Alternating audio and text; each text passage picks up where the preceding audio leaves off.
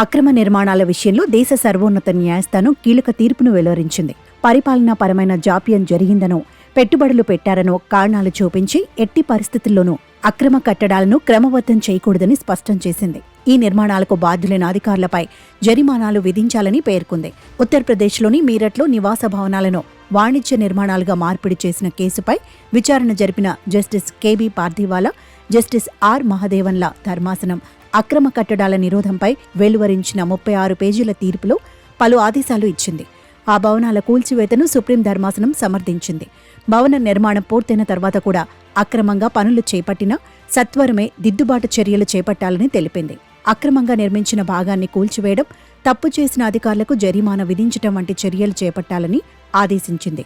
పట్టణ ప్రణాళిక చట్టాలను ఖచ్చితంగా అమలు చేయడంతో పాటు అధికారుల్లో జవాబుదారీతనం ఉండేలా చూడాల్సి ఉందని సుప్రీంకోర్టు ధర్మాసనం స్పష్టం చేసింది.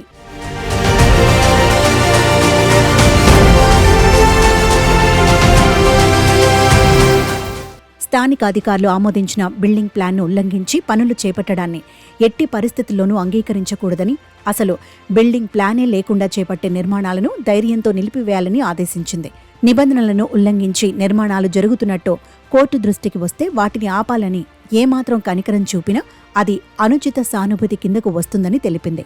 పట్టణ ప్రణాళిక చట్టాలను ఖచ్చితంగా పాటించాలని, వాటి అమలుకు అధికారులను బాధ్యులుగా చేయాలని తెలిపింది.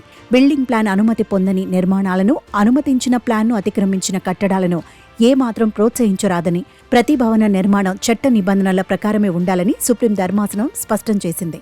ఉల్లంఘనకు పాల్పడితే కోర్టు దృష్టికి తీసుకెళ్లి ఉక్కుపాదంతో వాటిని అడ్డుకోవాలని సూచించింది. ప్లాన్ అప్రూవల్ నిబంధనలను ఖచ్చితంగా పాటించిన భవనాలకి ఆక్యుపెన్సీ సర్టిఫికెట్లు ఇవ్వాలని పేర్కొంది. అనుమతి పొందిన ప్లాన్ను నిర్మాణ సమయంలో భవనాల వద్ద ప్రదర్శించాలని తేల్చి చెప్పింది. ప్లాన్ అప్రూవల్ను అతిక్రమించబోమని నిర్మాణదారు నుంచి హామీ పొందాలని వెల్లడించింది. అక్రమ నిర్మాణాలకు విద్యుత్ కనెక్షన్, నీటి కనెక్షన్లో ఇవ్వరాదని, అక్రమ నిర్మాణాలు విద్యుత్ సదుపాయాలకు, రహదారి మార్గాలకు అవరోధంగా మారతాయని స్పష్టం చేసింది. క్రమబద్ధీకరణ అనేది సాధారణ పరిస్థితుల్లోనే ఉండాలని, ఏకకాల చర్యగానే ఉండాలని ధర్మాసనం తెలిపింది.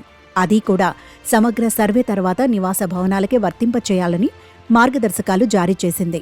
ఈ ఆదేశాలను అన్ని హైకోర్టులు అమలు చేసేలా తీర్పు కాపీలను వాటికి పంపాలని సుప్రీంకోర్టు రిజిస్ట్రార్ను ధర్మాసనం సూచించింది.